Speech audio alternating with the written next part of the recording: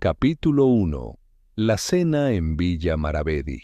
El reloj de arena era una antigüedad exótica, traída de Marruecos por el difunto don Alejandro Maravedi. Su arena plateada descendía con una calma hipnótica, girando entre dos ampollas de vidrio finísimo, suspendidas dentro de un marco de bronce ornamentado. Se decía que no medía una hora exacta, sino el tiempo que alguien tenía antes de perder algo que amaba. Y esa noche, en el salón principal de Villa Maravedi, el reloj estaba girado. La cena había comenzado con la elegancia esperada de la alta sociedad andaluza. Bajo la araña de cristal veneciano, los invitados compartían copas de vino y pequeñas risas educadas. Entre ellos estaban doña Elvira Maravedi, viuda del patriarca, de mirada severa y elegancia inmaculada. Claudio Maravedi, el hijo menor, escultor, bohemio, ausente por años y recientemente regresado. Silvana Vega, la enfermera personal del difunto, demasiado joven y demasiado bella. Don Fabián Cifuentes, notario y amigo de la familia, cuyo conocimiento de los testamentos era tan vasto como su discreción. Martina Luján, sobrina lejana de Elvira, y según ciertos rumores, mucho más cercana al corazón de Alejandro Maravedi de lo que el árbol genealógico indicaba. La conversación giraba en torno a banalidades, la vendimia temprana, la restauración de una capilla local, los veranos en Galicia, hasta que Claudio, con un aire insolente, levantó su copa y dijo: «¿Y qué será del reloj de arena, madre? ¿No fue siempre la joya de la colección de padre?» Un silencio se hizo espeso. Todos sabían a qué se refería. No al valor del objeto, sino al simbolismo que lo rodeaba. Alejandro Maravedi había dicho medio en broma que dejaría el reloj al único heredero digno de comprender el tiempo. «Eso no es de tu incumbencia», dijo Elvira con tono glacial. «Todo será discutido en presencia del notario. Mañana».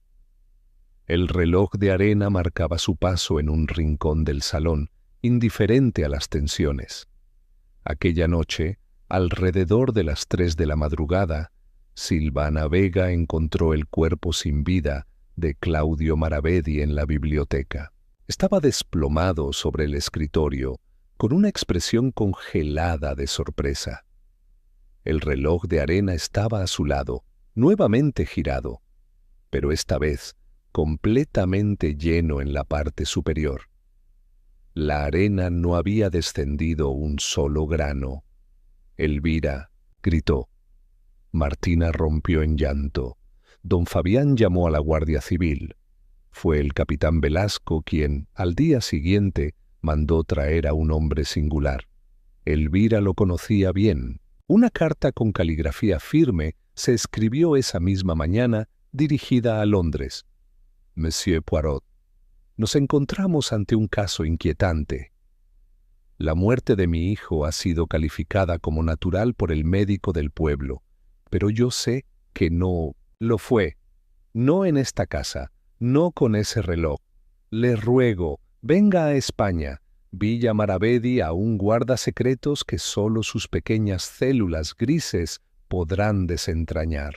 Y así, mientras la arena del reloj permanecía inmóvil, el tren nocturno hacia Sevilla acogía a un hombre de bigote impecable, maleta pulida y una mente afilada como la navaja de un barbero. Hércules Poirot había sido llamado. Capítulo 2. La llegada de Poirot. El tren llegó a Sevilla con su puntualidad británica. A las 8:25 de la mañana, Hércules Poirot descendió del vagón de primera clase con su habitual porte de dignidad y fastidio contenido. Vestía un traje gris claro perfectamente planchado, corbata de seda azul y guantes de gamuza. En una mano llevaba su bastón de ébano, en la otra una maleta de cuero oscuro con sus iniciales en dorado. Esperándolo en el andén estaba el capitán Velasco, alto, huesudo, de uniforme tan pulcro como su bigote. Saludó a Poirot con una leve inclinación. «Monsieur Poirot, un honor. Soy el capitán Vicente Velasco, encargado de la investigación». «Encantado, capitán. Ahora, ¿podríamos ir directamente a la villa? Prefiero ver el lugar del crimen sin demora. El café puede esperar, pero la escena del crimen jamás». Durante el trayecto por las colinas andaluzas, Poirot escuchó sin interrumpir mientras Velasco resumía los hechos: la muerte de Claudio Maravedi, el hallazgo del cuerpo, la aparente falta de violencia, la ausencia de testigos y el curioso detalle del reloj de arena que, según el ama de llaves, nunca había estado boca arriba sin funcionar.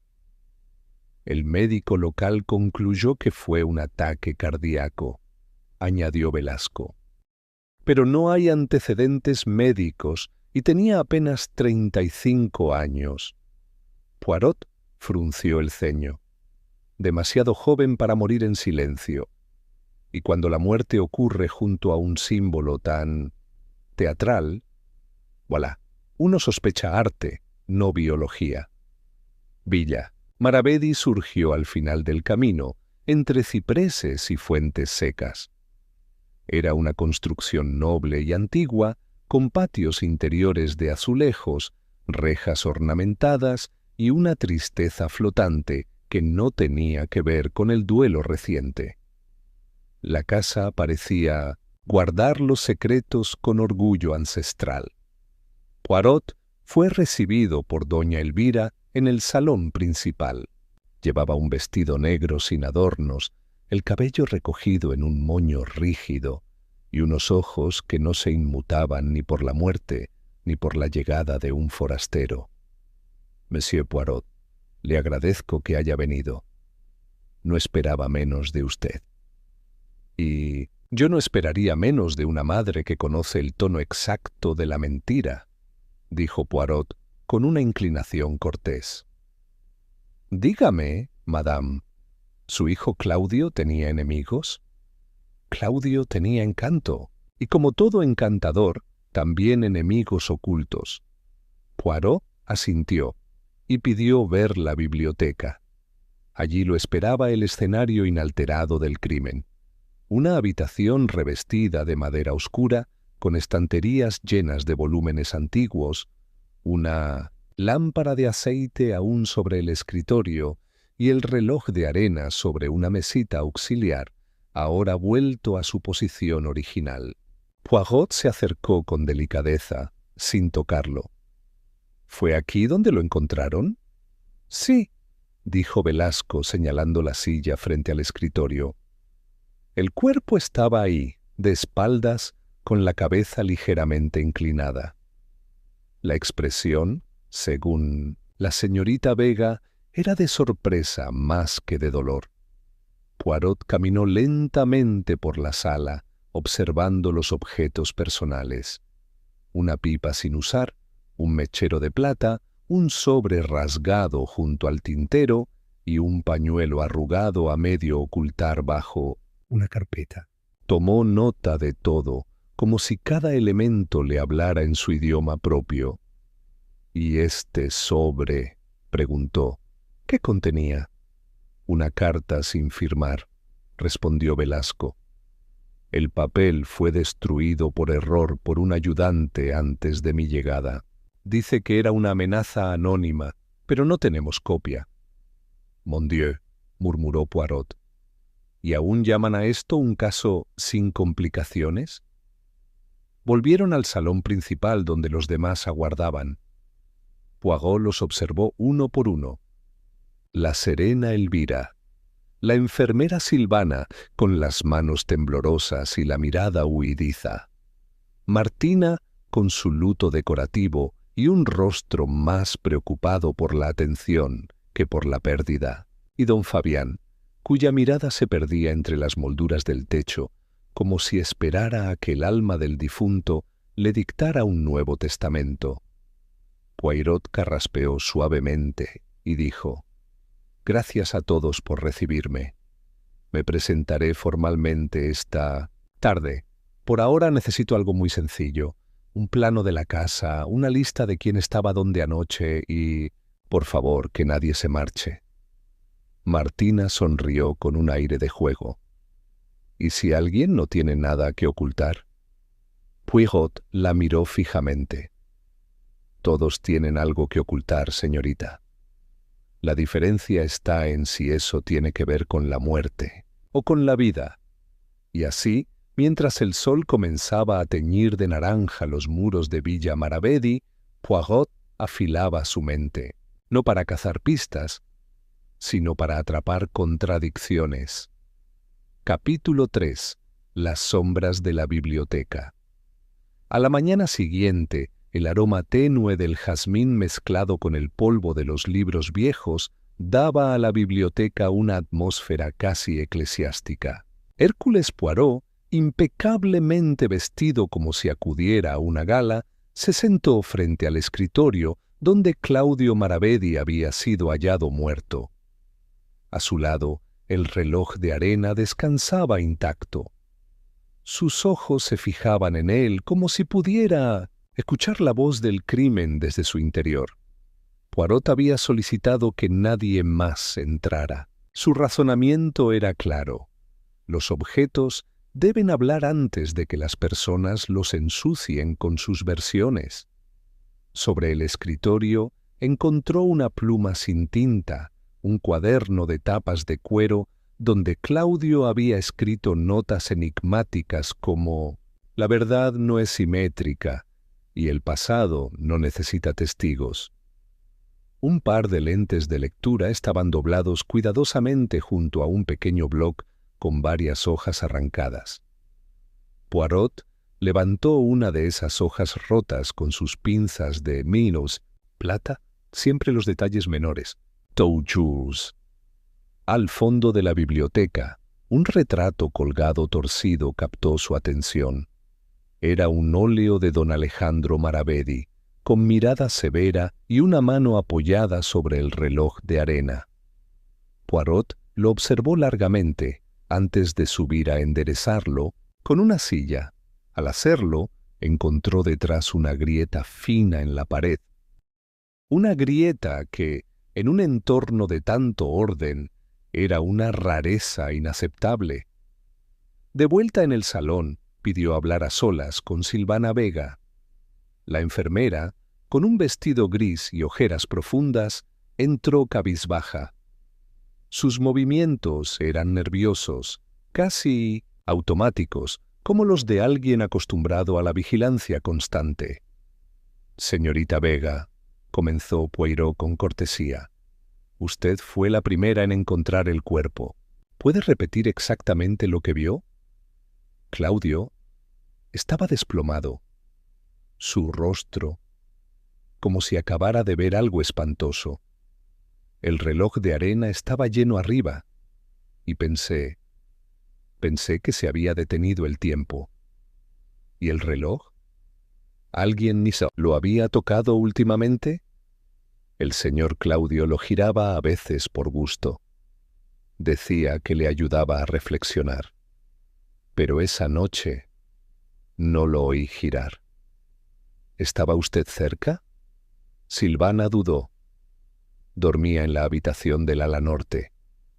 A veces lo visitaba por las noches, solo para ver si necesitaba algo, claro. Poirot arqueó una ceja. ¿Claro? Silvana bajó la vista. Poirot se inclinó hacia ella con suavidad.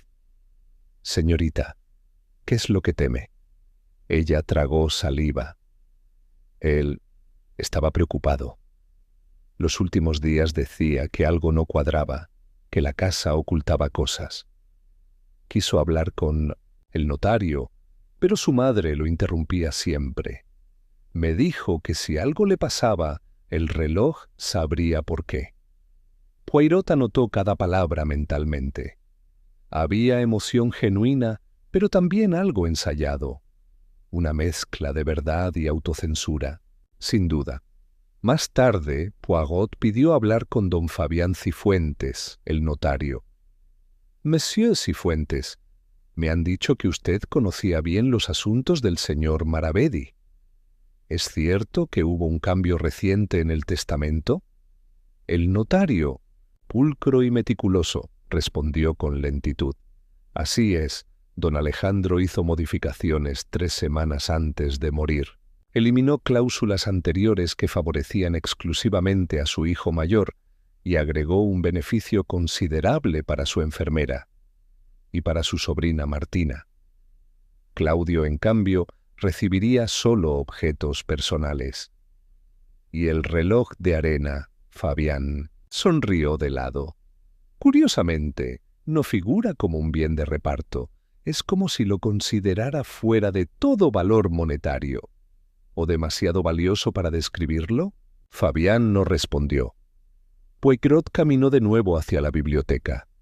El lugar seguía inmutable. Pero al observar por la ventana, notó algo más. Un seto pisoteado justo debajo de una jardinera rota. Se asomó y vio una pequeña cadena de oro atascada entre las ramas. Con sus pinzas, la retiró con cuidado. Un dije en forma de luna. Grabado. M. El rompecabezas se volvía más denso. A cada pieza que Poirot recogía, el marco se deformaba aún más. No era sólo la muerte de un hombre joven, era la implosión de una casa. Mientras se alejaba de la ventana, el reloj de arena giró por sí solo, o eso juró haber oído. Capítulo 4. El eco de una noche rota. La noche cayó sobre Villa Maravedi con una serenidad fingida. Los cipreses susurraban al viento y la fuente del patio apenas gorgoteaba, como si también temiera romper el silencio. Poirot, sentado en una silla de mimbre bajo la galería, contemplaba la luna creciente. En su regazo, una libreta con anotaciones minúsculas, y en su mente, una sinfonía de sospechas aún disonante. Aquel dije en forma de luna no lo abandonaba. Lo había guardado con discreción, sin compartir aún su hallazgo con el capitán Velasco. Ese detalle, esa pequeña pieza dorada atrapada en el seto, tenía una historia propia, y esperaba el momento adecuado para hablar. Fue entonces cuando escuchó pasos. No pasos apresurados, sino un andar contenido, casi flotante. Martina Luján emergió del pasillo con una copa de vino blanco en la mano, su vestido color marfil brillando a la luz de los faroles. «Monsieur Poirot», dijo con su voz lánguida. «Pensé que estaría en la biblioteca, entre sus misterios. El aire fresco me ayuda a ordenar los pensamientos». «Y a veces», respondió Poirot, «los misterios respiran mejor al aire libre». Martina se sentó sin ser invitada, cruzando las piernas con estudiado descuido. «¿Sabe que nunca me gustó esta casa? Demasiado perfecta. Como una vitrina que guarda secretos ajenos. Y sin embargo, vive usted aquí, por cortesía», dijo ella, bebiendo lentamente. «Doña Elvira me ofreció una habitación después de la muerte de Alejandro. Dice que soy familia, pero en realidad no lo soy. Solo una pieza suelta que nadie sabe dónde colocar». Poirot la observó atentamente. «Curioso que mencione usted sentirse fuera de lugar». Cuando supe que Claudio la apreciaba bastante. Martina desvió la mirada con una sonrisa que no tocaba sus ojos. Claudio era encantador, pero no era idiota. Sabía que aquí no era bienvenido. Poirot inclinó la cabeza con interés. ¿Por qué lo dice? Porque lo veía. Porque todos lo miraban como si su regreso amenazara el equilibrio. Y él amaba desequilibrar. El silencio se asentó por un instante. ¿Conocía usted el reloj de arena? Martina soltó una risa seca. ¿Ese objeto absurdo? Claudio lo adoraba. Decía que era una máquina para pensar. A mí me parecía más bien una advertencia. Alejandro lo traía como un talismán, como si pudiera detener el tiempo o las consecuencias. Poirot asintió, como si confirmara una intuición propia. Dígame, señorita Luján, ¿ha perdido usted un colgante recientemente? Martina se tensó un instante, pero volvió a sonreír. ¿Uno con forma de luna? Hace días. Supuse que se me cayó en el jardín. ¿Lo ha encontrado? Tal vez. Lo curioso es dónde apareció. Martina se levantó, alisando su vestido. Si lo encuentra, se lo agradeceré. Pero si lo guarda, lo entenderé. Y se fue, sin decir adiós. Poirot quedó pensativo. No era tanto lo que ella decía, sino lo que evitaba mencionar. Su relación con Claudio parecía ambigua. Afecto disfrazado de indiferencia o culpa maquillada de ligereza. Y la cadena dorada, atrapada justo bajo la ventana de la biblioteca, no coincidía con una visita casual al jardín. Esa misma noche, Poirot solicitó a Velasco los informes médicos del doctor local. Estaban mal redactados, superficiales. Ningún análisis toxicológico, solo la suposición de un paro cardíaco por causas indeterminadas. A Poirot aquello le olía más a prisa que a certeza. Al día siguiente convocó una reunión informal en el salón. No para acusar, sino para observar. Estaban todos presentes. Doña Elvira, silenciosa como una estatua romana. Don Fabián, con su portafolio cerrado sobre las rodillas. Silvana, nerviosa, escondiendo las manos bajo un chal. Martina, en su papel de flor nocturna. Y el jardinero, un tal Gaspar, llamado por sugerencia de Poirot, quien creía que ningún crimen se esconde de quien poda los setos. «Mes amis», comenzó Poirot, «he reunido a ustedes no por respuestas, sino por observación. A veces una reunión muestra más que 100 entrevistas. Silencio. El reloj de arena que todos conocen. ¿Alguien aquí lo ha girado después de la muerte de Claudio?» Nadie habló. Curioso, continuó, porque esta mañana la arena estaba en el centro, ni arriba ni abajo. Un equilibrio imposible, salvo que alguien lo hubiera detenido. Doña Elvira alzó la vista por primera vez. ¿Insinúa que alguien lo manipuló? No, madame. Afirmo que alguien quiso decir algo, sin palabras. Poirot los miró uno a uno. En sus rostros vio miedo, sí, pero también cálculo. El asesino estaba entre ellos, y lo sabía, porque el reloj, como siempre, había medido algo más que el tiempo. Había medido la intención. Capítulo 5. Confesiones a media luz.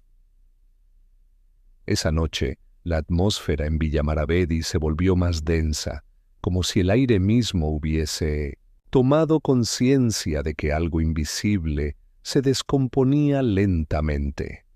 Poirot no se encontraba en su habitación, ni en el comedor, ni en el salón habitual donde el reloj de arena marcaba silenciosamente las ausencias. Estaba en un rincón menos frecuentado de la casa.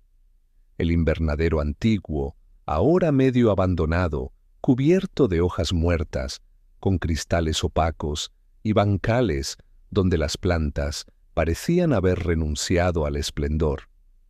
Allí lo encontró Silvana, Vega, envuelta en un abrigo demasiado fino para el frío que comenzaba a colarse por los muros. «Me dijeron que estaba aquí», dijo con voz tenue, cruzando los brazos. Poirot Asintió sin moverse del banco de piedra donde estaba sentado. Este lugar me atrae, mademoiselle. Está lleno de cosas que crecen, o que intentan hacerlo, incluso entre el abandono, como las verdades que se ocultan en esta casa. Silvana se acercó y se sentó con rigidez a su lado. No he podido dormir desde esa noche. Hay algo que no le he dicho. Poirot giró levemente la cabeza. No necesitaba animarla. El silencio la invitaba. Claudio me había pedido que lo ayudara a buscar un documento. Decía que era una carta escrita por su padre, una confesión personal, que podía cambiarlo todo. Pensaba que estaba oculta, quizás en la biblioteca o incluso en la capilla abandonada del jardín. ¿La capilla? Sí, afirmó Silvana. Está cerrada con candado, pero Claudio tenía una llave.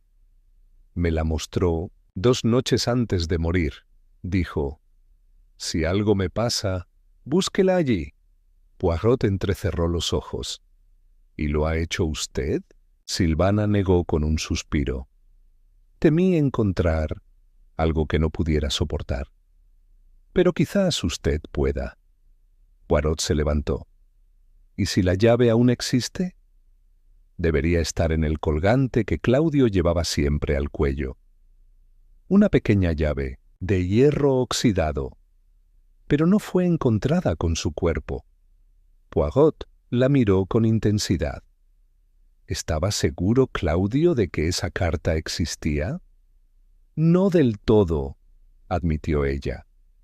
Pero tenía miedo de algo.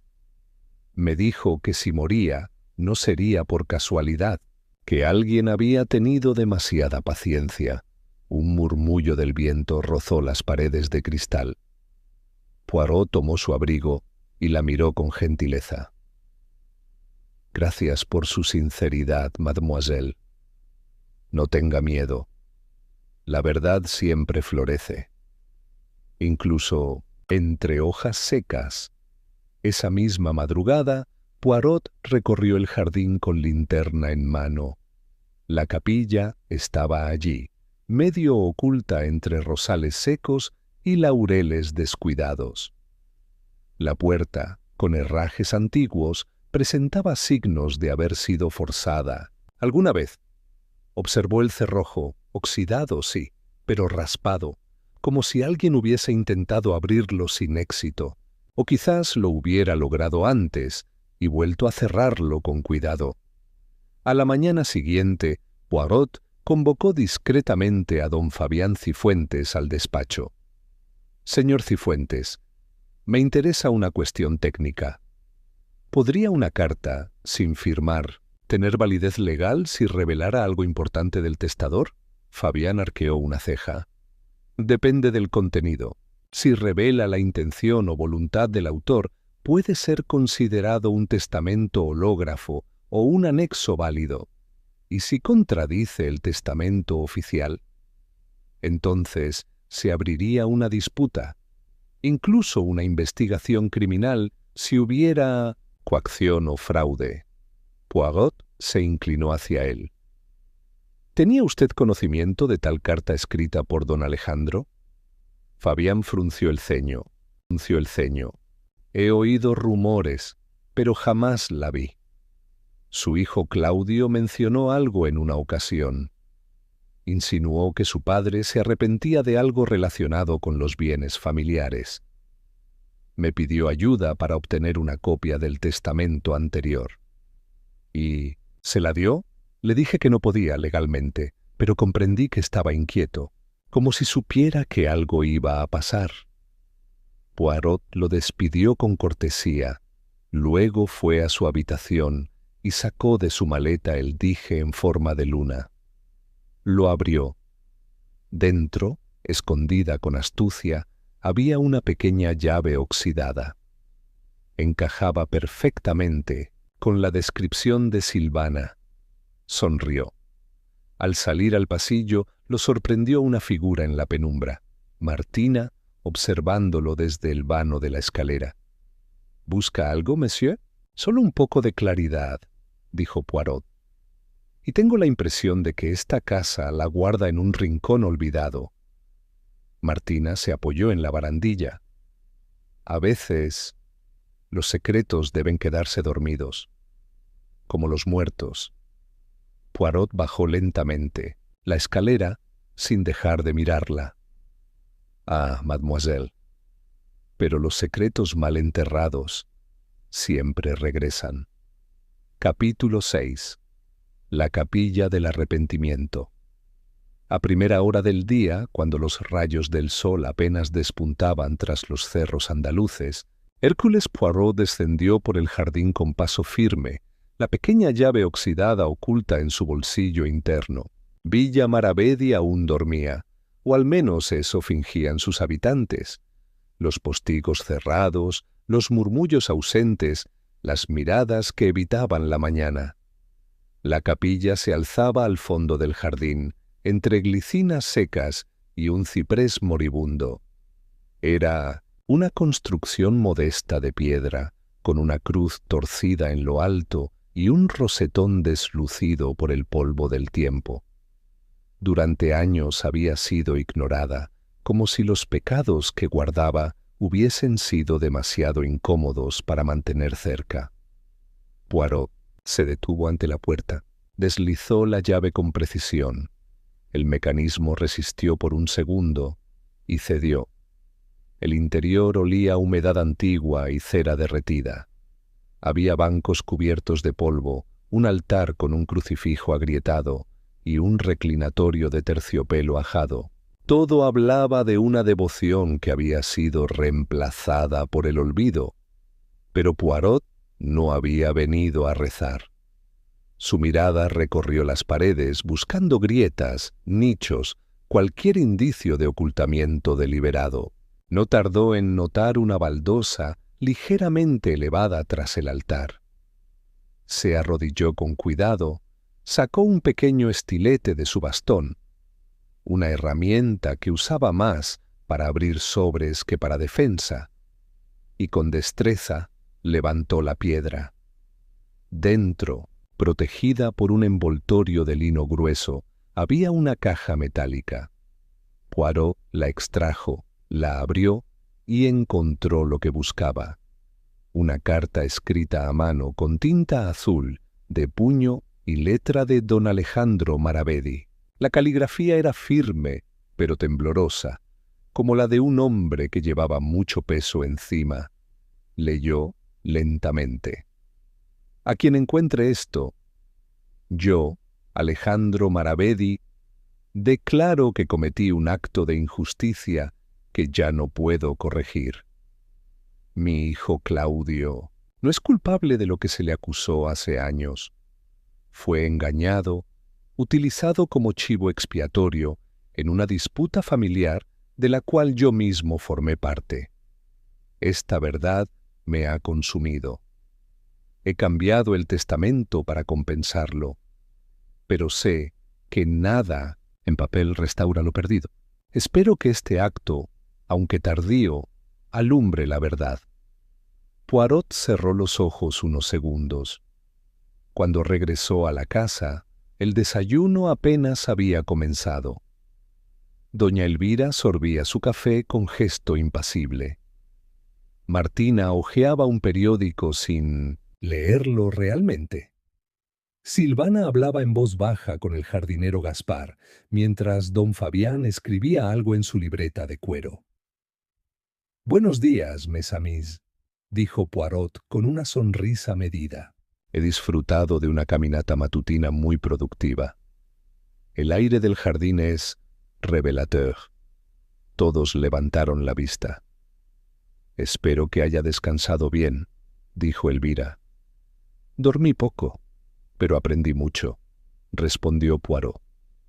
«Y mientras ustedes soñaban, yo leí algo que no debería haber estado oculto». La mirada de Elvira se endureció. «¿Ha encontrado usted algo?» «Una carta», dijo Poirot con énfasis. «Una que absuelve a un hijo y condena al silencio cómplice de otros». Martina se levantó de golpe. No tiene derecho a remover cosas del pasado. Mademoiselle, el pasado no es el problema. Es la mentira que lo acompaña. Silencio. Las cucharas dejaron de moverse. Solo se oía el tic-tac sordo de un reloj de pared. Poirot se giró hacia don Fabián. Señor Cifuentes, ¿usted conocía la existencia de un testamento previo en el cual Claudio había sido excluido por completo? Sí, admitió con rigidez, pero me aseguraron que el cambio final era definitivo. ¿Y quién le aseguró eso? Fabián titubeó. Miró a Elvira. Fue ella quien insistió. Dijo que su marido había recapacitado, pero me prohibió hablar de los cambios anteriores. Elvira dejó la taza lentamente. Yo protegía el legado de esta casa. Claudio había sido una vergüenza. ¿Usted sabe lo que significa que su hijo menor sea acusado de fraude bursátil en Londres? Sí, madame. Pero también sé lo que significa que un padre lo perdone y que otros no. Poirot colocó la carta sobre la mesa. Este documento restaura la verdad y revela que la muerte de Claudio no fue una coincidencia ni una tragedia natural. Fue consecuencia. Alguien supo que él estaba cerca de hallar esto y actuó antes de que lo hiciera público. Martina tembló. ¿Está diciendo que fue asesinado? Poirot la miró con calma. No lo afirmo todavía, pero me acerco. El reloj de arena no solo fue girado, fue usado como mensaje. Claudio creía que su tiempo se agotaba, y alguien lo confirmó por él. Poirot se volvió y salió del comedor, dejando tras de sí una estela de inquietud. Ahora tenía la carta, la confesión, el símbolo. Solo faltaba el rostro, y el asesino ya sabía que él lo sabía. Capítulo 7. El tiempo que no cayó. El reloj de arena volvió a girar esa noche, pero no por mano de Poirot. Lo encontraron al día siguiente, en el mismo rincón del salón, donde siempre había estado, con la arena detenida a mitad de camino. Una visión que estremeció a todos, como si el propio objeto se hubiera negado a cumplir su ciclo. Poirot fue el primero en notarlo. Curioso, murmuró mientras lo observaba con atención. El tiempo fluye sin piedad, y sin embargo aquí se ha quedado congelado, como la voluntad de quien ya no está, o el miedo de quien aún permanece. Ese día el ambiente en Villa Maravedi era más espeso que de costumbre. Las miradas se esquivaban con mayor urgencia, y los pasos por los corredores eran más cautelosos, más silenciosos. Algo había cambiado desde que Poirot presentó la carta de don Alejandro. La verdad ya no era un rumor flotando en la casa, era una presencia concreta, como una figura sentada en la mesa esperando ser reconocida. Poirot convocó a Silvana para una segunda entrevista. La enfermera entró con los ojos enrojecidos. Había llorado, aunque intentara disimularlo con maquillaje y compostura. «Señorita Vega», empezó Poirot con suavidad, «ahora que sabemos lo que contenía la carta del difunto don Alejandro, debo preguntarle algo más». «Directo». Ella asintió, con un movimiento casi imperceptible. ¿Claudio mencionó a alguien en particular que pudiera querer impedir que esa carta saliera a la luz? Silvana vaciló.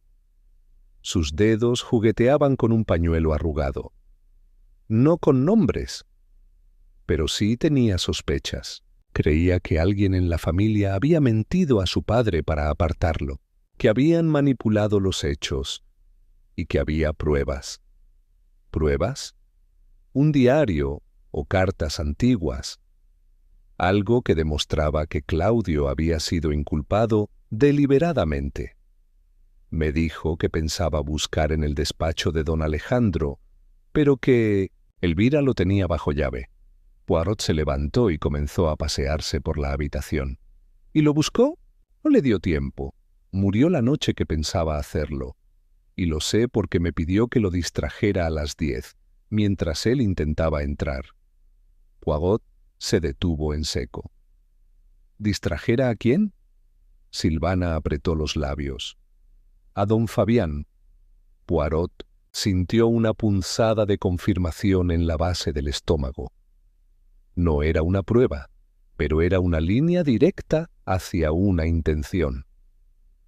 Gracias, mademoiselle. Usted ha sido más valiente de lo que cree. Tras su salida, Poirot solicitó a Velasco acceso al despacho privado de don Alejandro.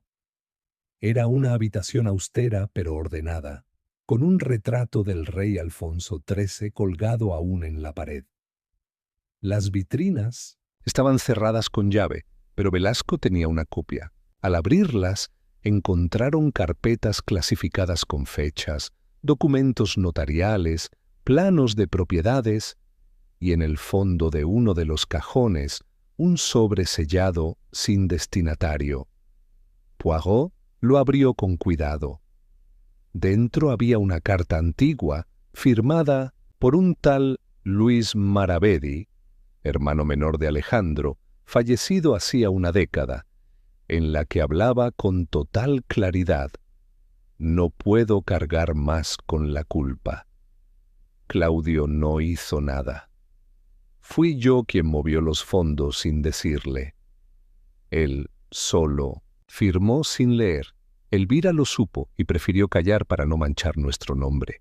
Poirot cerró los ojos. La verdad estaba completa. Volvió a la casa y encontró a Elvira sentada en el jardín de invierno, rodeada de macetas secas. «Madame», dijo con tono grave, «es hora de que hablemos de su silencio». Ella alzó la vista, con dignidad. «No he mentido. Solo protegí lo que quedaba de mi familia». «¿A costa de qué? ¿Del honor de su hijo? ¿De su vida?» Elvira bajó la mirada, y por primera vez su voz se quebró. No sabía que lo matarían. Solo quería que se fuera, que olvidara. Poirot se inclinó con firmeza. Alguien quiso que Claudio no revelara esa carta, y esa persona actuó la misma noche en que él buscaba pruebas. Usted lo sabía. No lo detuvo. Elvira rompió a llorar, no con lágrimas escandalosas, sino con un susurro seco y lento, como una flor que se marchita en silencio. Poirot salió del jardín y pidió al capitán Velasco que reuniera a todos. «Mesamis», dijo cuando estuvieron en el salón, «el reloj de arena ha sido girado una y otra vez en esta casa, pero no para medir tiempo, sino para anunciarlo». Claudio había llegado al final de su paciencia, de su silencio, de su exilio, y alguien decidió que eso era demasiado peligroso. «¿Insinúa que fue un crimen planeado?», preguntó Martina. «No lo insinúo, lo afirmo». Y entonces miró hacia el reloj de arena, porque este reloj nunca fallaba, y esa noche no cayó un solo grano. Capítulo 8. La arena que no cayó. La mañana siguiente trajo un silencio distinto a Villa Maravedi.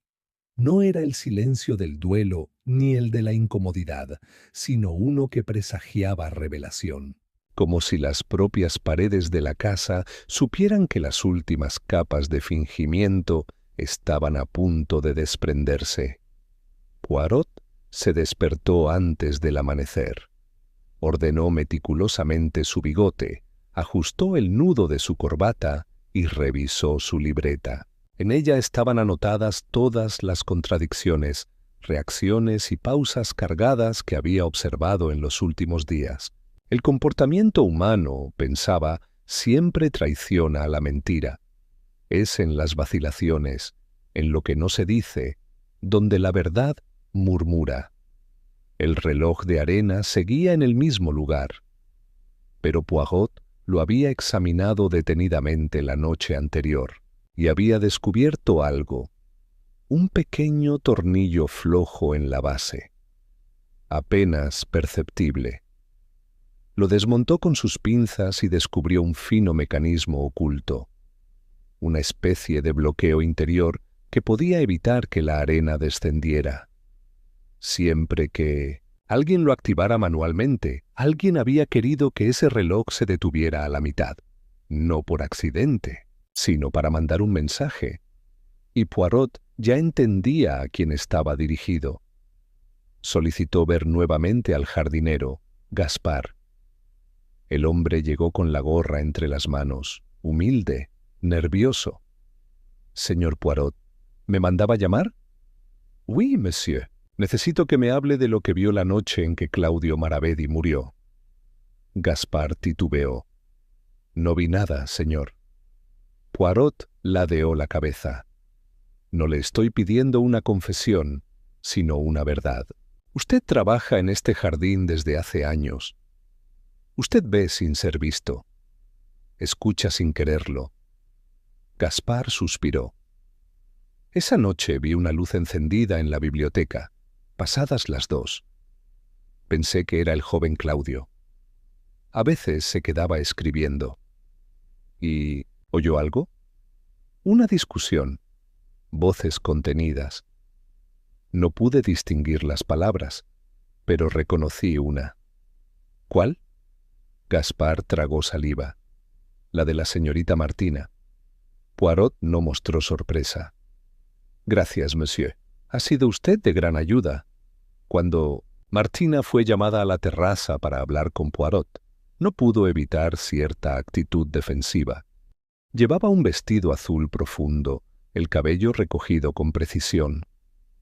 Se sentó frente a él con una copa de limonada en la mano. «¿Debo suponer que está a punto de acusarme de algo?» «No, mademoiselle. Aún no. Pero sí quiero comprender». Martina se tensó. ¿Comprender qué? ¿Por qué una mujer inteligente como usted iría a la biblioteca de madrugada, después de haber discutido con Claudio horas antes durante la cena? Martina sonrió con los labios, pero no con los ojos. «No lo maté, si es lo que quiere saber». «No lo he preguntado aún». Ella se mantuvo en silencio. Poirot se inclinó hacia adelante. «Mademoiselle, el reloj fue manipulado, detenido deliberadamente. No por estética, por mensaje. Claudio quiso que quien lo encontrara supiera que su muerte no fue natural. Y usted sabía dónde estaba ese reloj y cómo funcionaba». Martina desvió la mirada. Él iba a revelar cosas que harían daño a todos, a Elvira, a Fabián, a mí. ¿Qué le da derecho a destruir lo poco que queda de esta familia? ¿Y qué le da a usted derecho a callarlo con amenazas? «Nunca lo amenacé», gritó de pronto. «Solo intenté convencerlo de que no lo hiciera. Le supliqué». «Pero no escuchó. Dijo que tenía derecho a la verdad, que su padre lo había perdonado. Me empujó, me gritó. ¿Y usted?» Me fui. Golpeé la mesa con rabia. Fue entonces cuando el reloj cayó al suelo. Me incliné para levantarlo y por impulso lo giré. Luego activé ese maldito botón que lo detenía. Me pareció simbólico. Poirot la miró fijamente. «¿Y cuándo lo encontró muerto?» Lloré. Lloré en silencio. Pensé que si decía la verdad, nadie me creería, y que Elvira me repudiaría. Poirot suspiró. «Mademoiselle, no creo que usted lo haya matado, pero sí creo que sabe quién lo hizo». Martina se puso de pie. Su voz bajó hasta un susurro. «Vi a Fabián salir de la biblioteca 20 minutos después de que me fui. Llevaba guantes y se marchó. Poirot quedó inmóvil. Todo encajaba en el testamento, la carta, el encubrimiento y ahora el silencio roto. Don Fabián había entrado para impedir que Claudio hablara y se había asegurado, con manos expertas, de que su voz jamás saliera de esa habitación. El reloj no solo había medido el tiempo, había sido testigo. Capítulo 9. El notario y la última verdad. Don Fabián Cifuentes no era un hombre fácil de sorprender. Había construido su reputación sobre una imagen de imperturbabilidad, traje gris sin una arruga, gafas de montura delgada, modales impecables y una voz que nunca superaba los 40 decibelios. Pero cuando Poirot solicitó verlo en privado en la biblioteca, el mismo lugar donde Claudio había muerto, algo en su mirada se tensó. Fue apenas un parpadeo, un destello que duró un instante. Pero Poirot lo vio. «Gracias por venir, Monsieur Cifuentes», dijo Poirot al cerrar la puerta tras él. Fabián asintió con una ligera inclinación. «¿En qué puedo servirle? Me interesa repasar algunos detalles del testamento de don Alejandro. En particular, la parte omitida». «¿Omitida?» «Oui. Aquella que usted conocía y decidió no mencionar hasta que fue inevitable. El testamento original en el que Claudio era excluido por completo». Fabián se acomodó en el sillón, su rostro tan inexpresivo como siempre. Era un documento obsoleto, legalmente revocado, pero no olvidado. El notario entrelazó los dedos. «¿Está usted sugiriendo que yo...?» Poirot levantó una mano. «No sugiero nada todavía, pero sí observo. Y lo que he observado es inquietante». Se acercó al escritorio donde Claudio fue hallado. La noche de su muerte, Claudio iba a entrar a este despacho. Lo sabemos porque Silvana Vega lo acompañó hasta aquí. Y también sabemos que fue interrumpido por alguien que llegó más tarde. Fabián no respondió, mantenía su compostura. Poirot continuó. «¿Dónde estaba usted entre las 10 y las 3 de la madrugada?» «Dormía en mi habitación». «¿Puede alguien corroborarlo?» «No». «Pero tampoco puede alguien decir lo contrario». Poirot asintió. «Un hombre práctico, como corresponde a un notario». Hubo una pausa. Luego, Poirot cambió de tono. «La señorita Martina lo vio salir de esta habitación pasada la medianoche. Llevaba usted guantes». «¿Por qué?» El rostro de Fabián se endureció por primera vez. Era invierno. Hacía frío. No tanto como para justificar guantes dentro de una casa. A menos que no quisiera dejar huellas. Fabián bajó la mirada por un momento. Poirot se inclinó. «Monsieur Cifuentes, Claudio no murió de un infarto. Lo sabemos. No había antecedentes ni señales físicas que lo justificaran. Y sin embargo, el certificado médico fue emitido rápidamente, sin autopsia. Elvira lo pidió así», dijo, casi en un murmullo. Poirot se irguió. «¿Y usted obedeció?» Tenía que proteger la reputación de la familia. ¿O la suya? El silencio que siguió fue espeso. ¿Qué encontró usted en la carta de don Alejandro cuando la leyó en secreto? Porque la encontró, ¿verdad? Fabián respiró hondo. Sí, la encontré semanas antes. La vi en el cajón secreto del despacho.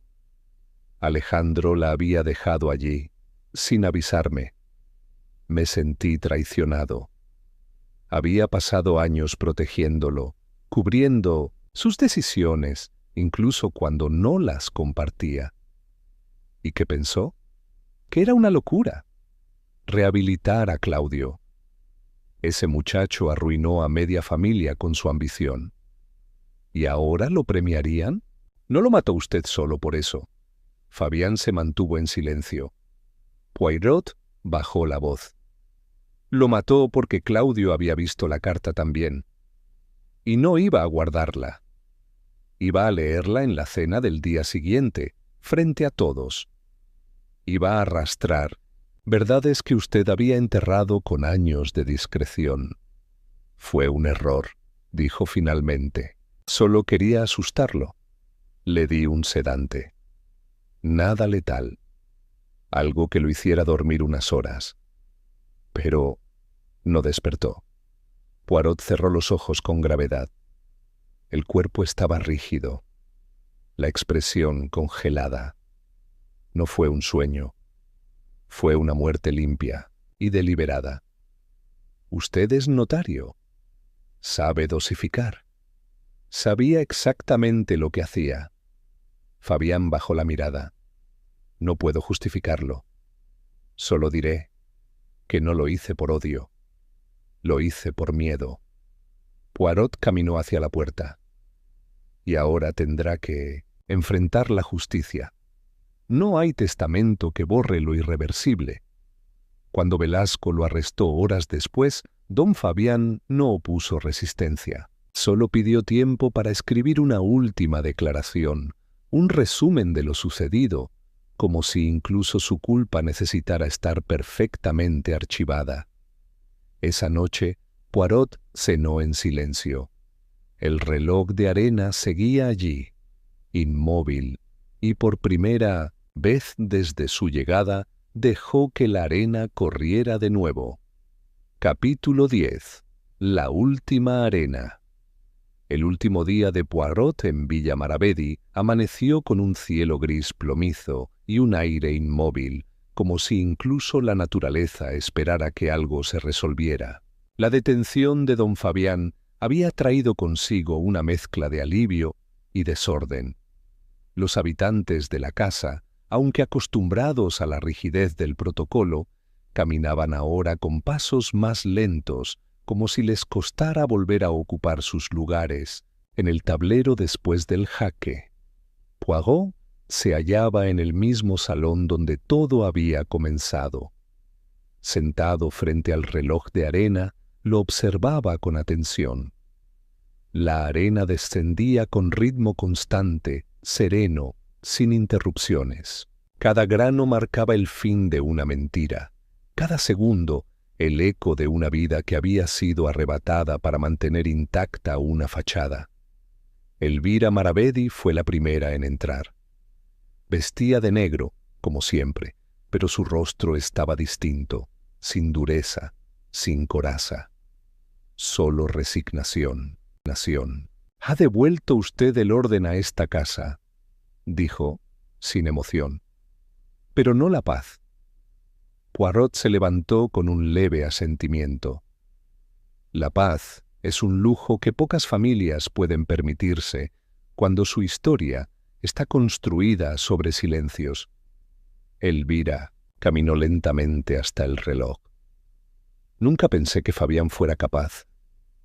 «Madame, usted no quiso pensarlo. Prefirió dejar que él se encargara». Cerró los ojos, pero su instinto sabía. «Lo hice por mi esposo, por su legado, por todo lo que construyó, incluso a costa de su hijo». Claudio no entendía. Quería verdad, pero la verdad también destruye. Poirot la miró con compasión. «A veces, madame, pero el silencio prolongado es más venenoso. Tarde o temprano, mata». Ella bajó la mirada. Por un momento pareció más pequeña, menos imponente. Simplemente humana. Minutos después fue Martina quien entró. Ya no vestía con colores teatrales ni sostenía una copa en la mano. Su semblante era serio, sobrio. Se detuvo ante Poirot con una mezcla de respeto y desafío. «¿Cree usted que todo ha terminado?» Poirot arqueó las cejas. «¿Acaso no?» Martina suspiró. Don Fabián fue culpable, sí, pero no fue el único. Esta casa lo formó, lo empujó. Usted desveló la muerte, pero no la causa.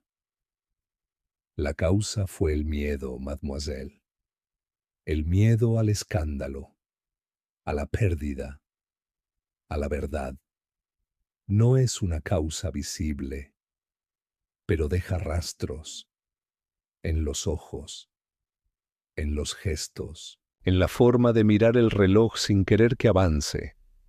Martina se acercó al reloj de arena y lo giró suavemente. Ahora sí puede correr. Poirot la observó, satisfecho. Más tarde, Poirot salió a caminar por el jardín una última vez. Pasó, junto a la fuente detenida, los setos torcidos, la capilla cerrada. Todo seguía igual, pero no era lo mismo. La atmósfera había cambiado, había un vacío, pero era un vacío fértil, como la tierra removida tras el desarraigo de una raíz podrida. Silvana Vega lo esperaba en la entrada con una carta en la mano. Es de Claudio. La encontré anoche entre mis cosas.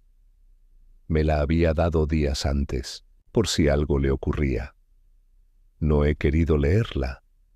Poirot tomó la carta con delicadeza y la abrió. Si estás leyendo esto, es que algo me ha pasado. No llores, Silvana. Solo recuerda esto. Nadie gana ocultando verdades. Lo intentaron con mi padre, conmigo y tal vez contigo. Pero tú tienes algo que ellos no. Corazón. No dejes que te lo arrebaten. Yo ya he hecho las paces con lo que vendrá. No hay reloj que detenga lo que merecemos saber. Poirot cerró la carta. Silvana tenía los ojos húmedos pero firmes. Gracias, señor Poirot. Gracias a usted, mademoiselle, por no tener miedo. A las 5 de la tarde, el coche que lo llevaría a la estación llegó. Poirot salió con su maleta pulida, su bastón y su sombrero cuidadosamente colocado. En el umbral miró una última vez la casa y con una pequeña sonrisa dijo en voz baja: una casa donde la arena ya corre, no por el tiempo, sino por la verdad. El motor rugió suavemente y el coche se alejó por el camino de cipreses. Detrás quedaba Villa Maravedi, menos perfecta, más desnuda. Y finalmente, real. Capítulo 11. Epílogo. El comentario de Poirot. De regreso en su apartamento en Londres, Poirot se acomodó en su butaca preferida frente a la ventana. La lluvia golpeaba los cristales con esa cadencia tranquila que tanto le agradaba, y en la mesita lateral reposaba una taza de té humeante perfectamente equilibrada con una rodaja de limón. Sus zapatos relucían, su bigote permanecía firme como una promesa, y en su regazo descansaba un sobre con el membrete de Villa Maravedi. Lo había recibido esa misma mañana, junto a una pequeña caja de madera. El remitente era Silvana Vega. Manos cuidadosas, Poirot abrió la carta primero. Monsieur Poirot, la casa está más silenciosa que nunca. Doña Elvira se ha retirado al ala norte y no sale apenas. Martina ha decidido marcharse a Valencia. Dice que necesita comenzar de nuevo y creo que lo hará. Yo he solicitado mi traslado a una clínica en Cádiz. Le envío esta pequeña caja que pertenecía a Claudio. Era lo único que pidió que conservara. Un puñado de arena recogida en Marruecos de cuando viajó con su padre siendo niño. Decía que era la única arena que no debía correr nunca. Gracias por encontrar la verdad. Gracias por darle voz. S.B. Poirot abrió la caja. En su interior, cuidadosamente envuelto en papel de arroz, había un pequeño vial de cristal con arena fina, rojiza, distinta a la plateada del famoso reloj de Villa Maravedi. No tenía movimiento, no descendía, solo estaba quieta. Él sonrió con melancolía. Ah, mon pobre Claudio, qué obsesión tan poética la tuya. Dejó el vial sobre la repisa de la chimenea, junto a una fotografía en blanco y negro de sus días en Egipto. Luego se recostó más cómodamente. Recordaba todos los rostros, Elvira y su silencio férreo, Martina y sus medias verdades, Silvana, la única que no fingió saber más de lo que podía soportar, y Fabián, que hasta el final pensó que podía escribir la historia como se redacta un testamento, omitiendo lo inconveniente. ¿Qué era, al final, lo que más había perturbado a Poirot en ese caso? No el crimen en sí, crímenes por herencia había visto muchos, sino el símbolo, ese reloj de arena detenido, colocado con precisión, como un mensaje no solo para los vivos, sino también para él. Claudio, pensó, supo que moriría, no cómo ni cuándo, pero sí a manos del mismo sistema que lo había empujado al exilio años atrás. Su muerte fue la conclusión de una vida empujada al margen por los guardianes de la reputación. Poirot murmuró en voz baja: «La familia, qué le tragedie si su ben repeté», y sin embargo, también había visto redención. La carta de Alejandro, oculta durante años, hablaba no de justicia legal, sino de justicia del alma. Una confesión tardía, sí, pero sincera. Una voz que, aún después de la muerte, tenía el poder de romper las cadenas del silencio. Poirot tomó su cuaderno de notas, pasó las páginas hasta la última hoja y escribió con su letra redonda y ordenada: «Caso, el reloj de arena, sin fin crimen, cometido por don Fabián Cifuentes. Motivo, preservación del silencio familiar. Miedo al escándalo.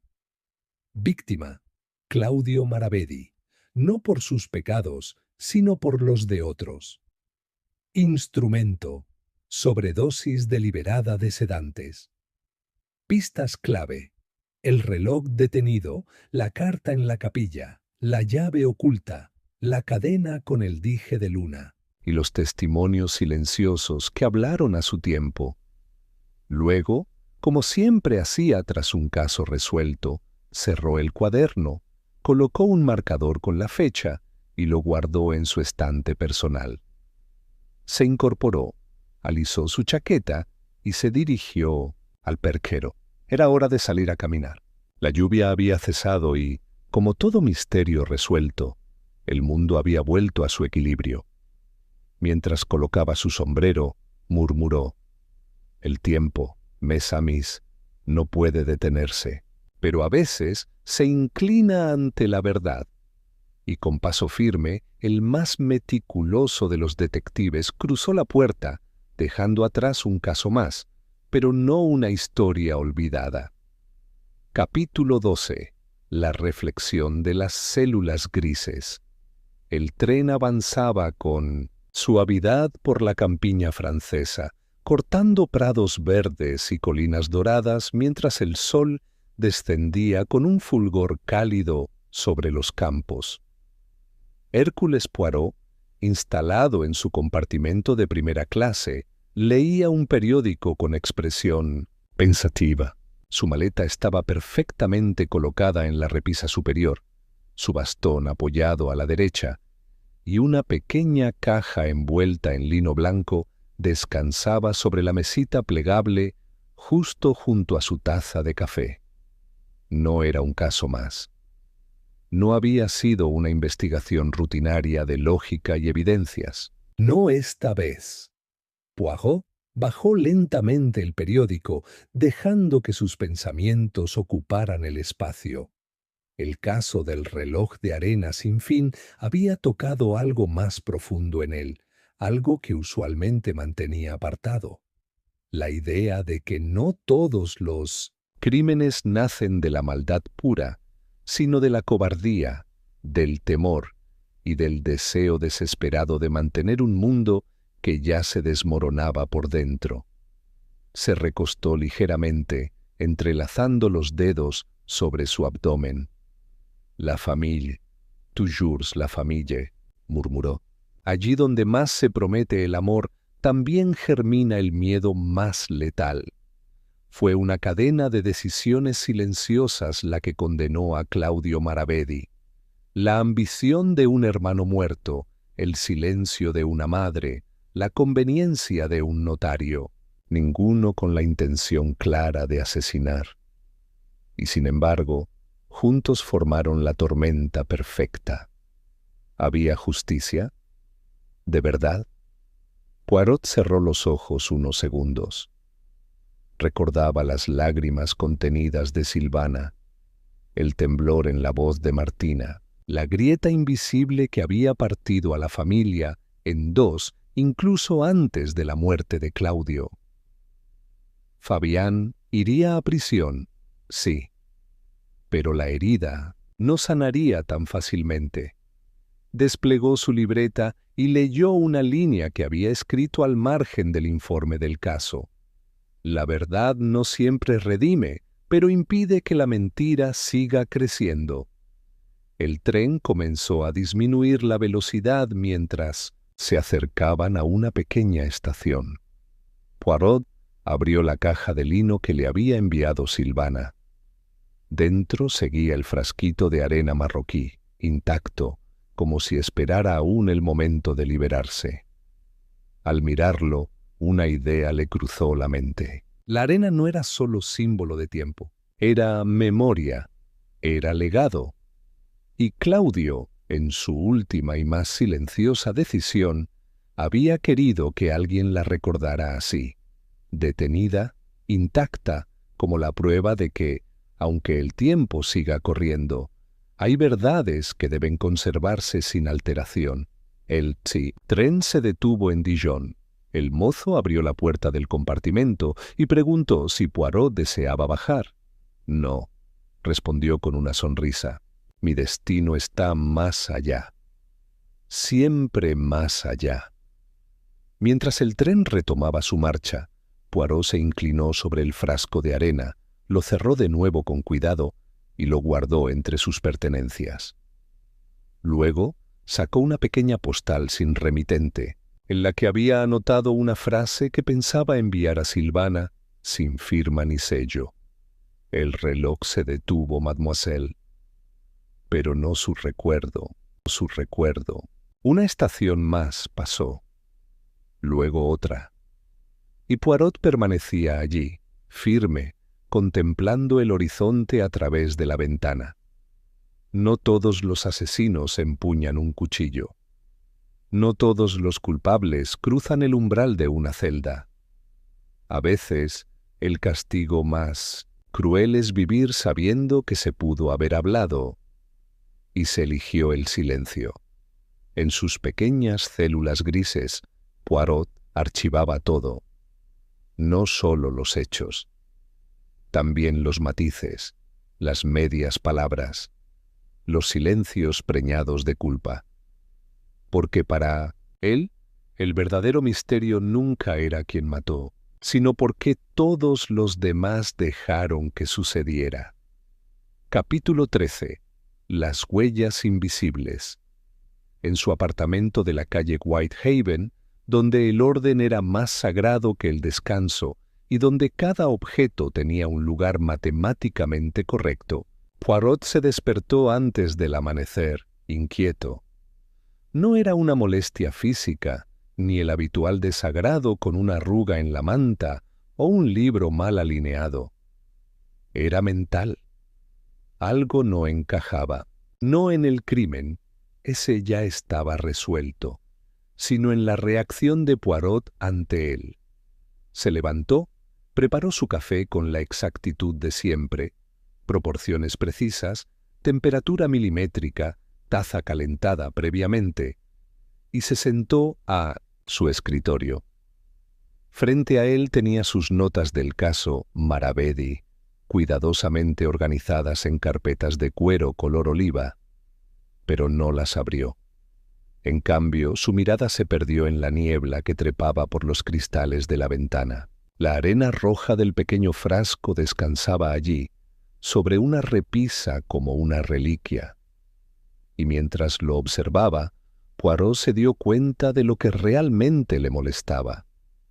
El crimen había sido sencillo, demasiado humano, sin maquinación extraordinaria, sin plan maestro. Fue una muerte nacida de miedo, de silencio y de conveniencia. Y esa banalidad, lo perturbaba. Tomó su libreta de anotaciones y escribió con lentitud. A veces, los crímenes más simples son los más difíciles de perdonar. Poirot sabía que la lógica podía resolver el crimen, pero no siempre restaurar el equilibrio. Fabián iría a prisión, sí, pero doña Elvira viviría con su elección de haber callado. Martina cargaría con la culpa de haber mirado a otro lado. Silvana, con su bondad frustrada, intentaría rehacer su vida, pero lo haría desde una pérdida que no le pertenecía. Se puso de pie, recorrió la habitación y se detuvo frente a una vitrina donde guardaba recuerdos de otros casos. Una sortija de amatista, un reloj sin manecillas, una pluma estilográfica que aún escribía con tinta roja. A cada objeto le correspondía una historia, y a cada historia un crimen. Pero el frasco de arena no representaba la muerte, representaba la advertencia. El reloj de arena había sido girado como una señal, no por el asesino, sino por Claudio mismo. Un símbolo, no de tiempo, sino de la voluntad de no callar más. ¿Y Poirot? ¿Había cumplido con su deber? Sí. ¿Con su vocación? Quizá. Pero no con su sentido íntimo de justicia. Porque para Poirot, la justicia no era sólo el castigo del culpable, era también el reconocimiento de todos los grados de responsabilidad que conducen al crimen. Y en Villa Maravedi nadie era completamente inocente. En ese momento recibió una carta. El matasellos era de Cádiz. La letra, femenina, redonda, Monsieur. Poirot, Elvira, ha pedido ver al sacerdote. Dice que no desea morir sin confesar. No lo ha dicho directamente, pero yo creo que está lista para decir en voz alta lo que nunca escribió, que supo quién preparó la droga, que vio al notario entrar esa noche y que lo dejó hacer. Yo he decidido quedarme un poco más aquí. Los pacientes son humildes, las heridas simples, las emociones más limpias. Gracias por recordarme que no todos los silencios son prudentes. Con estima, Silvana Vega Poirot dejó la carta sobre su escritorio con delicadeza. Ahora sí, el caso había terminado. No con un acto de brillante deducción, sino con algo mucho más difícil: la lenta reconstrucción de la verdad en quienes sobrevivieron a la mentira. Se acomodó nuevamente en su butaca y esta vez no tomó el cuaderno de notas. Solo observó el frasco de arena y en su mente una voz le susurró, una que bien pudo ser la de Claudio. A veces no hay que dejar que la arena corra, a veces hay que sostenerla y mirar. Capítulo 14. El legado silencioso. Pasaron 3 semanas desde la última carta. Poirot, aunque reacio a admitirlo, había estado esperando otra. No por nostalgia ni por afecto. Él no se permitía tales flaquezas sentimentales, sino porque intuía que algo más aún flotaba en el aire como una pregunta sin responder. Y entonces, una mañana gris, llegó, No era de Silvana, era de un remitente inesperado, Martina Luján. La carta estaba escrita con una caligrafía resuelta, sin titubeos, pero sin adornos. Cada palabra era una piedra colocada con precisión para sostener una estructura que no se derrumbara bajo el peso del pasado. Monsieur Poirot, sé que no espera oír de mí. Y tiene razón. Durante mucho tiempo fui parte del decorado, no de la historia. Preferí mirar hacia otro lado. Fingí no ver lo evidente. Y sin embargo, hay una cosa que no le dije y que no quiero llevar conmigo si algún día decido empezar de nuevo. Claudio me dejó una carta también, no como a Silvana. Ella era su confesión. A mí me dejó una advertencia. Me dijo: algún día alguien llamará a tu puerta, y cuando lo haga, sabrás si estás del lado de los que callan o de los que finalmente hablan. No he olvidado ese día. Fue usted quien llamó. Y entonces entendí lo que debía hacer. He decidido donar mi parte de la herencia a una fundación que lucha contra la corrupción legal. Es una forma simbólica de romper con lo que fui. Tal vez no redima nada, pero para mí es comenzar sin el peso del oro que silenció a tantos. Admiro cómo logró usted que todos miráramos lo que no queríamos ver. No gritó, no acusó, solo nos obligó a pensar. Gracias por eso. Martina pintó. Poirot dejó la carta sobre la mesa. Respiró hondo. Había algo casi poético en aquel acto. La sobrina olvidada que encontró la voz después del eco. No era habitual que los ecos de un caso se prolongaran tanto, pero este había sido distinto. No por la complejidad del crimen, sino por la fragilidad de los silencios que lo rodeaban. Esa misma tarde, Poirot decidió dar un paseo. Tomó su bastón, se abrochó el abrigo con esmero y salió a caminar por los márgenes del Támesis. El aire estaba fresco, con esa humedad que Londres regala como si fuera una costumbre inviolable. Observó a los transeúntes, a las parejas que caminaban en silencio, a los niños que reían sin saber de relojes detenidos ni cartas ocultas. Pensó en Claudio, en cómo, a pesar de haber sido víctima, había actuado como testigo, en cómo había dejado huellas no en los pasillos de la villa, sino en las personas, incluso en Poirot mismo, porque, en el fondo, todo detective deja huellas, pero también las recibe. Se detuvo junto a un puesto de libros de segunda mano. Entre tomos de poesía olvidada y novelas de aventuras, encontró una edición gastada de Meditaciones de Marco Aurelio. Lo hojeó al azar. Una línea subrayada captó su atención. El valor no consiste en vencer, sino en comprender. Poirot sonrió. Quizá, después de todo, eso era lo que había hecho en Villa Maravedi, no resolver un crimen, sino comprender una red de silencios que finalmente se había roto. Pagó el libro, lo guardó en su abrigo y siguió caminando. Cuando regresó a casa, ya había anochecido. Encendió la lámpara de su escritorio, colocó la carta de Martina en su archivo justo detrás de la de Silvana y escribió una última línea en su libreta. Al final, todos dejamos algo tras nosotros. Algunos, relojes detenidos. Otros, arena que nunca llegó a caer.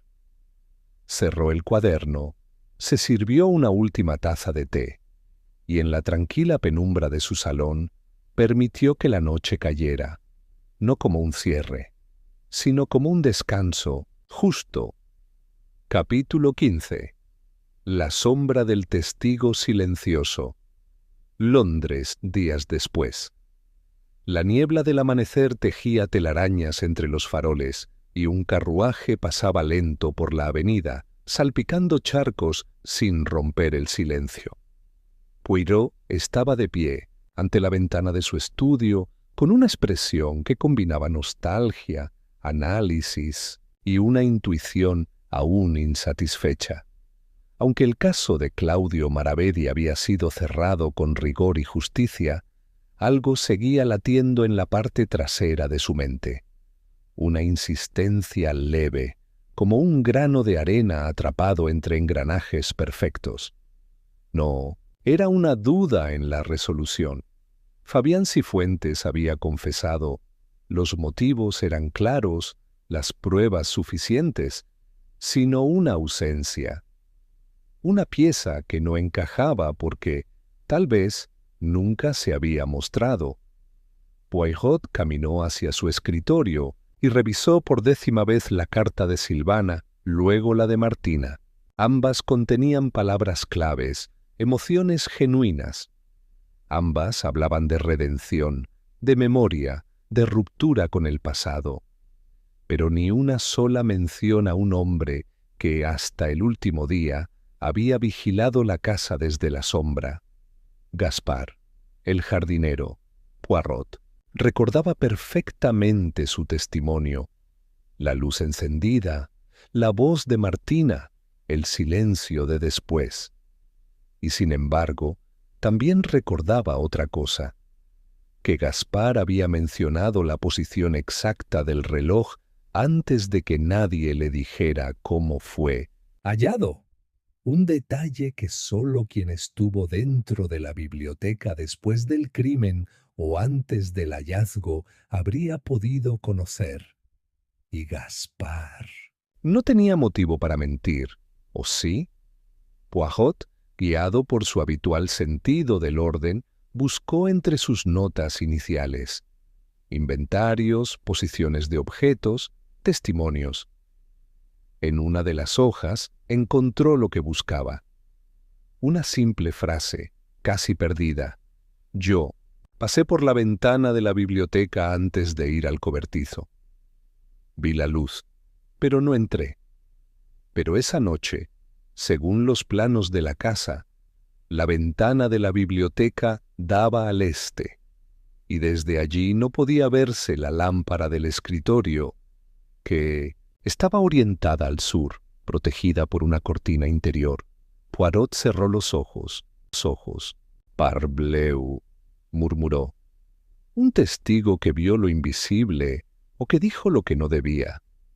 Al día siguiente escribió discretamente al inspector Velasco. Su carta fue breve pero precisa. «Revisad, por favor, los antecedentes del jardinero, no criminales. No busco un asesino, sino su conexión con la familia Maravedi antes de ser contratado. Creo que lo que no dijo pesa más que lo que confesó». La respuesta tardó 3 días. Poirot la abrió con manos firmes, aunque su intuición ya sabía lo que iba a encontrar. «Estimado Monsieur Poirot, tiene usted razón. El jardinero Gaspar Morales fue contratado por recomendación directa de don Alejandro Maravedi, pero su expediente revela que anteriormente trabajó como contable informal en una empresa que pertenecía al difunto hermano de Alejandro, Luis Maravedi. Curioso giro. Esa empresa fue la misma implicada en la falsificación de documentos por la que Claudio fue acusado injustamente. Gaspar nunca declaró este vínculo. Seguiremos investigando. Le mantendré informado. Con respeto. CPT Velasco Poirot. Dejó la carta sobre la mesa y volvió a mirar el frasco de arena. Entonces no fue solo miedo. Gaspar, testigo de todo, había sido más que un jardinero. Había sido el último vestigio de un secreto familiar enterrado, quizás el único que supo que Claudio fue traicionado desde el principio. Quizás nunca quiso matarlo, pero sí cayó.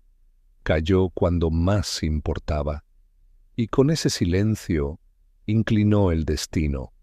Poirot anotó en su libreta una línea nueva. Hay testigos que callan por lealtad y otros que callan por costumbre. pero ambos, en su mutismo, sostienen el crimen con la misma fuerza. El caso, ahora sí, estaba completo. No porque hubiese otro culpable, no lo había, sino porque el mapa de las responsabilidades, por fin, estaba trazado en su totalidad. Así, Hércules Poirot cerró la libreta, limpió sus lentes con un pañuelo bordado y se permitió, al fin, lo que rara vez concedía: una tarde sin misterios. El frasco de arena seguía allí, inmóvil, pero ahora Poirot lo entendía de otro modo. Era menos símbolo del tiempo y más espejo del alma, transparente, frágil y lleno de partículas que, si se agitan, pueden revelar todo lo que se había querido ocultar. Capítulo 16. El hombre que podía haber cambiado todo. Un mes después de haber cerrado el caso Maravedi, Poirot se encontraba en su club habitual, el Cercle Belge, situado discretamente entre dos librerías en una calle secundaria de Londres. Allí, con la pulcritud de siempre, hojeaba su ejemplar del Times mientras una pequeña bandeja de pasteles se enfriaba junto a su té. La quietud le complacía. El bullicio de Scotland Yard, los interrogatorios, los viajes, todo aquello le fatigaba más que antes. Pero incluso en la calma, las células grises no descansaban. Una nota breve apareció en la sección de necrológicas. El nombre era pequeño, sin adornos, apenas unas líneas. Gaspar Morales, 68 años, falleció en Minimustí, Cádiz. Sin familia conocida. Se celebrará un pequeño servicio el martes. Poirot alzó las cejas lentamente, no por sorpresa, sino por confirmación. El jardinero había muerto, silencioso hasta el final, sin una confesión, sin una declaración. Solo un nombre en una nota de prensa. Y sin embargo, en la mente de Poirot, el nombre detonó una reacción en cadena. Porque Gaspar no había sido un personaje menor. Él, más que nadie, tenía en sus manos el destino de Claudio. Él había estado en la empresa de Luis Maravedi. Él sabía que Claudio fue inocente. Él vio el regreso del joven como una amenaza al equilibrio falso que tanto se había protegido. Eligió callar. Poirot cerró el periódico con lentitud, se limpió las manos con una servilleta impecable y pidió un bolígrafo al camarero. En el reverso de una servilleta de lino comenzó a escribir: Gaspar Morales, el testigo que no fue, el eslabón que no se rompió, pero tampoco sostuvo. Su vida, como su muerte, pasó sin ruido. Pero su elección, el silencio, fue la última piedra en la caída de Claudio Maravedi. Hizo una pausa. Su té se había enfriado. Quizás no empuñó veneno, pero sostuvo la escalera por donde trepó la mentira. Cuando la familia Maravedi comenzó a derrumbarse, él ya estaba allí, observando, archivando verdades sin decirlas. Poirot se quedó mirando la servilleta por un largo rato, como si quisiera dialogar con el fantasma de ese hombre gris que se deslizaba por jardines con podadoras y secretos. Pensó en la carta de Silvana, en la decisión de Martina, en la confesión silenciosa de Elvira. Todos habían cedido, tarde o temprano. Todos menos uno. Un solo testimonio, murmuró. Uno solo, y Claudio aún estaría vivo. El camarero regresó. Poirot dobló la servilleta y la guardó en su chaqueta. ¿Algo más, monsieur? Solo la cuenta, gracias. Y por favor, que el próximo té esté caliente. Ya en casa, Poirot añadió una página a su archivo privado, no una prueba oficial ni un documento judicial, sino algo más íntimo. Trazó un esquema. Gaspar Morales, el testigo silencioso. Debajo anotó, sabía de los movimientos financieros falsos. Sabía que Claudio fue exiliado injustamente. Observó el regreso de Claudio con tensión. Presenció la noche del crimen desde un ángulo imposible. Nunca habló, ni cuando pudo limpiar el nombre del joven. ¿Por miedo? ¿Por lealtad al viejo patrón? ¿O por simple indiferencia? Y al final, una línea en tinta azul oscuro. En la justicia humana hay culpables y hay testigos. Pero también hay cómplices, sin crimen, y esos son los que más perturban el alma. Poirot cerró la carpeta, se levantó, fue hasta su chimenea y colocó la hoja escrita en una bandeja de plata. No para quemarla, sino para recordarla. Porque incluso los que no matan también pueden destruir. Y Gaspar Morales, jardinero de secretos, fue, en efecto, el hombre que podía haberlo cambiado todo. Capítulo 17. El último susurro de Villa Maravedi. Pasaban ya 40 días desde que Poirot cerró el archivo de la familia Maravedi. La vida, con su pulso inalterable, había seguido su curso. Nuevos crímenes, nuevas invitaciones, cartas apiladas con misterios pendientes. Sin embargo, una mañana brumosa de febrero, una carta sin matasellos llegó a su puerta. No era habitual. La caligrafía era de mujer, firme, sin adornos. El sobre carecía de remitente. Poirot lo examinó con precaución, lo abrió con su cortaplumas de nácar y sacó una hoja de papel grueso. Solo una línea escrita. Lo enterré en la capilla, donde nadie lo buscaría jamás. No decía más. Poirot se quedó inmóvil. La capilla, Villa Maravedi, tenía una pequeña capilla abandonada en sus terrenos que él mismo había visitado. Fue allí donde encontró la carta de Alejandro Maravedi, el testamento moral que exoneraba a Claudio. Pero si ahora alguien afirmaba haber enterrado algo allí, ¿a qué se refería? Y lo más importante, ¿quién había enviado esa nota? Sin firma, sin fecha, pero escrita a mano.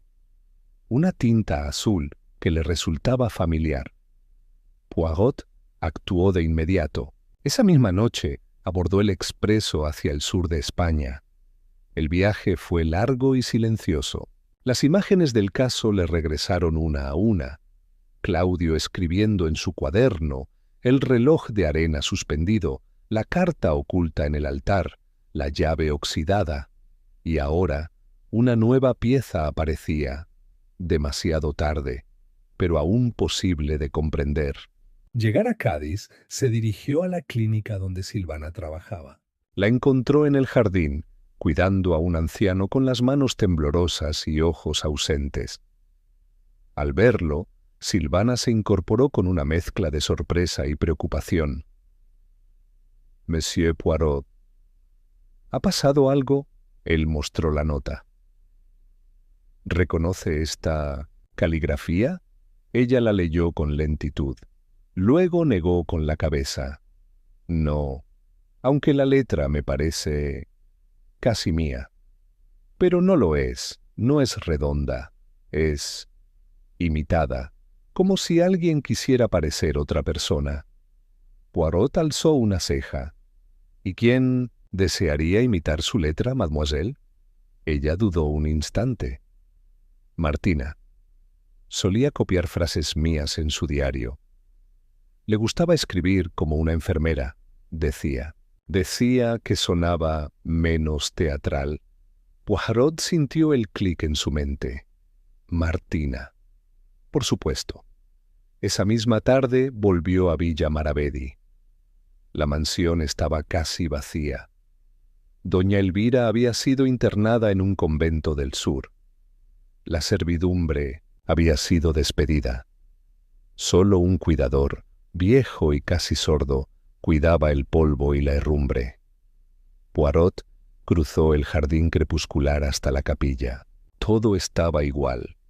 Las maderas carcomidas, el altar cubierto de telarañas. Pero ahora el suelo de piedra parecía distinto. En una losa junto al reclinatorio encontró marcas recientes, como si alguien hubiera movido la piedra y luego la hubiera recolocado sin pericia. Con esfuerzo levantó la losa. Debajo no había documentos, no joyas, sino una pequeña caja envuelta en tela negra. Poirot la sacó. Al abrirla, encontró un cuaderno de tapas rojas. Lo reconoció de inmediato. Era el cuaderno de Claudio, aquel en el que escribía frases sueltas, fragmentos de pensamientos, citas bíblicas torcidas y anotaciones de sueños. Pero ahora, las últimas páginas revelaban algo nuevo, una lista de nombres. Personas vinculadas a la caída de su reputación. Todos estaban allí. Fabián, Elvira, incluso un funcionario de aduanas. Y uno más. Gaspar Poirot cerró el cuaderno con lentitud. Claudio lo había sabido todo. No solo lo intuía, lo había confirmado, lo iba a revelar. Y alguien, temiendo ese cuaderno más que a la carta del padre, lo había ocultado. Martina. No por maldad, no por traición, sino por temor. Porque había leído en esas páginas que Claudio sabía de ella también, de sus manipulaciones, de su coqueteo con el caos, y había querido proteger su memoria, quizás su propia culpa. Poirot no la juzgó. Regresó al altar. Colocó el cuaderno donde estaba, cerró la losa con firmeza y dejó encima una flor seca que recogió del jardín. Al salir murmuró: «Ya no hay más arena por caer, solo huellas que nadie más debe borrar». Cuando regresó a Londres no escribió ningún informe, ni archivó un documento. Solo anotó una frase, breve y final, en su cuaderno personal. La última verdad no es la que se dice, sino la que se entierra. Entierra. Capítulo final. El tiempo que solo Poirot escuchó. La tarde era suave en Londres, una de esas raras en que el cielo decidía mantenerse despejado y el aire no sabía a hollín. Hércules Poirot se encontraba en su apartamento, frente al ventanal, mirando cómo las sombras comenzaban a deslizarse por los tejados. En su regazo, el cuaderno de Claudio Maravedi, aquel que él mismo había devuelto a la capilla, ahora reposaba abierto tras haberlo traído en secreto de vuelta consigo, porque algunas verdades no están destinadas a ser compartidas, solo comprendidas. Leyó nuevamente la última página. Si estás leyendo esto, significa que ya no pude hablar, pero al menos te queda mi lógica. Elvira encubrió. Fabián ejecutó. Martina temió, pero Gaspar supo. Él vio a mi tío Luis falsificar mi nombre. Él sabía que fui sacrificado para proteger a otro. Él trabajó luego para Alejandro. Él me sonrió al regresar. Y él se quedó callado mientras yo caía. De nuevo, si hay justicia, alguien debe mirar eso también.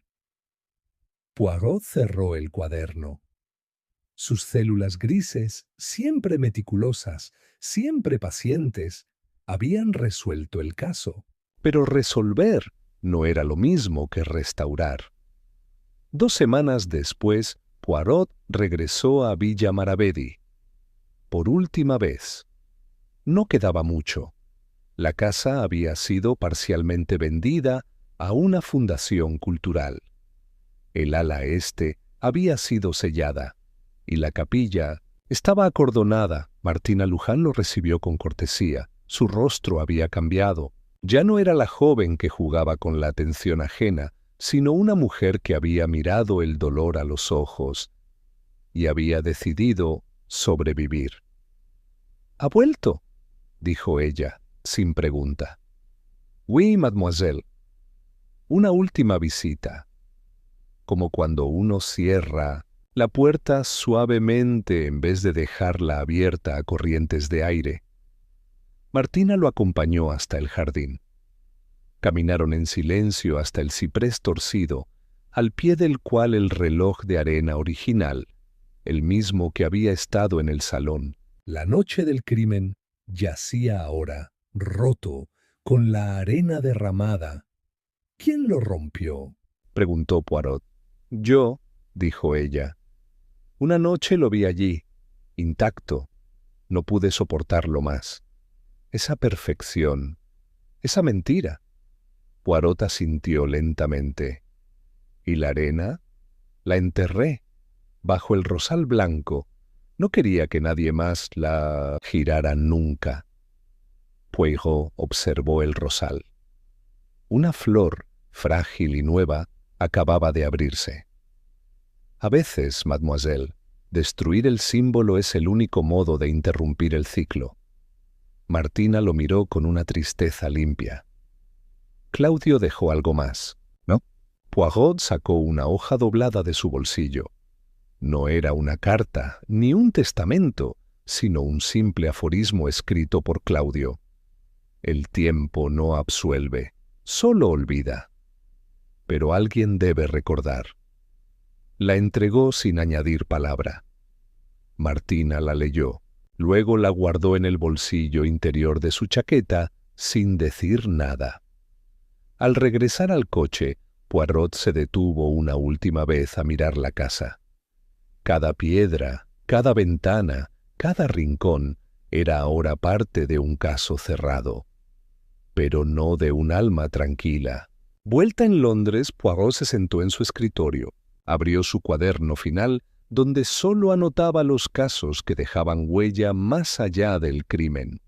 Escribió el nombre, el caso del reloj de arena sin fini debajo. Un crimen no por codicia, sino por conservación. Un asesinato no planeado, pero ejecutado con precisión.